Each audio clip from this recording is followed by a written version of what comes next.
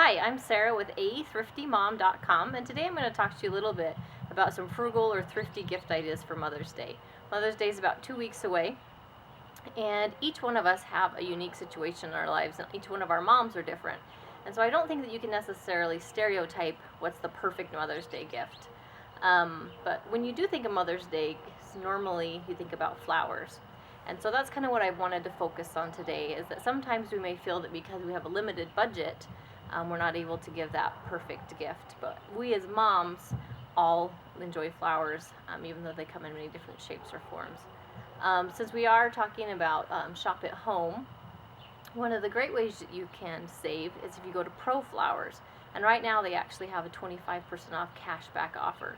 So whatever you purchase your mom, you can actually get 25% cash back. So if you don't have a mom that lives local, then you can just drop something off. That's a great option. But me, my mom is local, and my mom's not the kind that would necessarily want to receive a professional bouquet of flowers, but she would enjoy other types of flowers.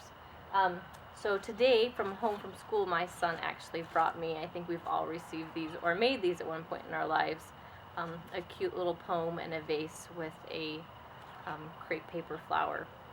And this, in the eyes of a child, is a wonderful and appropriate gift.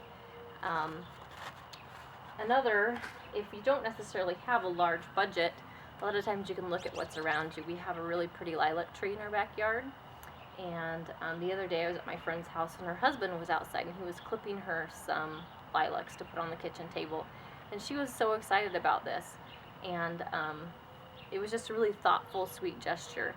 And I think sometimes we think that in order for our lives to be happy, they need to be filled with these grand gestures of huge acts of kindness or huge gifts. But quite often in our lives, our happiness comes from daily little thoughtful gifts and little tasks. Not necessarily tasks, but little just thoughtful gestures, like a gift of lilac. So you can't necessarily, if you can't afford a professional flower, think about going to a secondhand store or a thrift shop, finding a cute, unique vase like this one. It was like $1 at Salvation Army. The lilacs were free thanks to my backyard. Another fun idea was, I was at a yard sale the other day. I don't go to very many yard sales, but I found this cute little chair. It was actually underneath the table, and I pulled it out and I said, "Are you guys selling this?" And they said, "Well, we didn't think anybody would want it." And as I looked at it, I realized the legs were really, really short.